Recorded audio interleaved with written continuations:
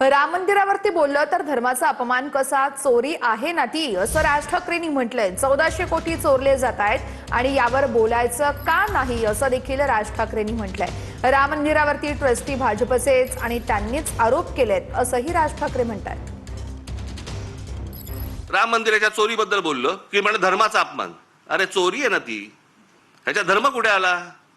तिथे ज्या वेळेला 1400 कोटी रुपये ज्यावेळेला चोरले जातात, जे श्रद्धेने त्या मंदिरासाठी दिलं त्याची जर समजा चोरी होत असेल तर ह्याच्याबद्दल बोलणार नाही, बोलायचं नाही।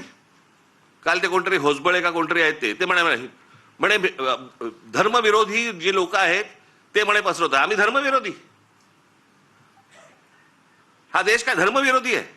तुमच्याकडे राम मंदिरामध्ये लोकांनी श्रद्धेने दिलेल्या गोष्टींची चोरी होते आणि हे सांगणारं कोण होतं?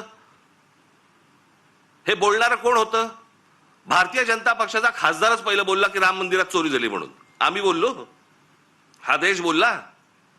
इतर राजकीय पक्षाचे कोणी लोक होते ट्रस्टी म्हणून? तिथे ट्रस्टी कोण आहेत? 15 ट्रस्टी आहेत तिकडे।